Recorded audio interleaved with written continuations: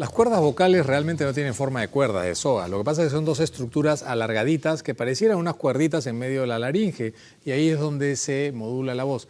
Existe gente que está afónica, ya sea porque tiene una laringitis viral, una infección en las cuerdas vocales de la garganta, pero también hay circunstancias en que las personas son naturalmente afónicas o de pronto, después de haber tenido un buen timbre melodioso de voz como el mío, se quedan totalmente afónicas. De eso vamos a hablar, de las cuerdas vocales y de las laringitis con el doctor Gino Bovero, a quien le damos la bienvenida, otorrinolaringólogo. ¿Cómo estás, Gino? Bienvenido. Gracias por nuevamente. La invitación. Cuando hablamos de los problemas más frecuentes de las cuerdas vocales, dejemos de lado las laringitis porque siempre hemos conversado incluso contigo de laringitis, pero ¿qué otros problemas afectan comúnmente a las cuerdas vocales que de alguna manera interrumpan la capacidad de hablar claramente a una persona? Bueno, aparte de la laringitis, que es de repente lo más frecuente, los trastornos de las cuerdas vocales que causan disfonía, sobre todo de tipo profesional o de mal uso de la voz, ¿no? Profesiones que tienen necesariamente que utilizar la voz por tiempos prolongados, por jornadas de trabajo prolongadas y con mala técnica vocal viene a traer una serie de problemas, ¿no? Ok, digamos, los imitadores que tienen que cambiar su tono de voz, su timbre de voz, no sé si con buena o mala técnica, ¿están en más riesgo de hacer estas disfunciones de cuerdas vocales, estas disfonías por mal uso? No necesariamente, ¿no? Se ve más en profesores, sí, claro. Se ve mucho más en profesores, en cantantes, ¿no? Ajá. En niños se ve con bastante frecuencia también.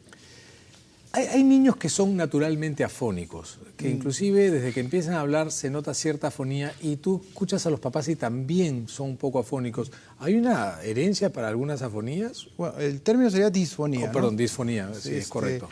Sí, hay disfonías que son congénitas, hay chicos que nacen con pequeños quistes intracordales y por la mala técnica vocal, por el abuso de voz generalmente, terminan sobreinflamándolos y causan un mayor deterioro de la calidad de voz, ¿no?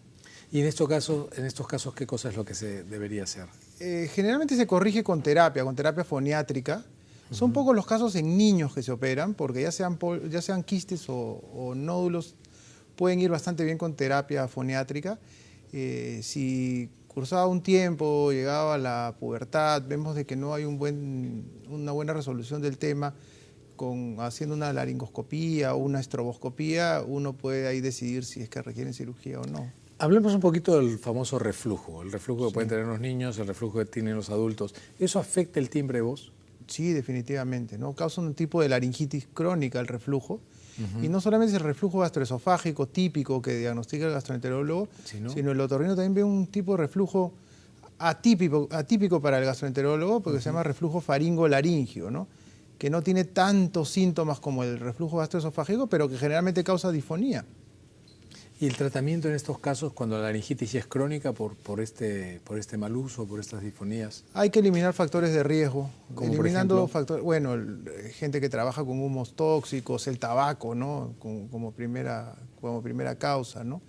Hidratación, disminuir la cafeína, fluidificar secreciones y cambiar muchas veces va relacionado también con la personalidad también del paciente, ¿no?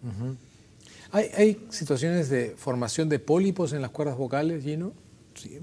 Sí, pólipos o nódulos. De repente son las ¿Y dos esos cuadros qué origen más tienen? Es mala técnica vocal generalmente. Básicamente, o sea, es, digamos, un sometimiento a una injuria permanente de la cuerda vocal. Así es. ¿Y estos se operan? ¿Se deberían tratar médicamente? Depende. Los nódulos que son incipientes, que de inicio uno los puede detectar, se corrigen perfectamente con terapia foniátrica sin necesidad de cirugía. Correcto. Los pólipos a veces es un poquito más difícil, porque tiene unos otros factores agregados, ¿no?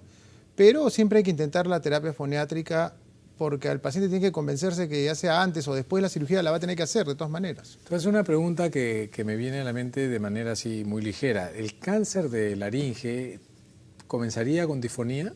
¿Podría comenzar con disfonía? ¿Es la disfonía un síntoma de cáncer laringio? Es la gran ventaja del cáncer de laringe que aparezca con disfonía, porque precozmente se puede detectar. Esa es una gran ventaja, el síntoma, ¿no? Entonces, de alguna manera, el cáncer de laringe se puede diagnosticar precozmente, ¿no? ¿Y es una disfonía de pronto que se instaura en el tiempo o es más o menos súbita? No, es progresiva, es progresiva. ¿Eso significa que las personas con disfonía, Gino, deberían ir al otorrino? Deberían hacerse una laringoscopía, sí. Un placer tenerte en La Buena Vida, Gino. Muchísimas gracias por ayudarnos con esto.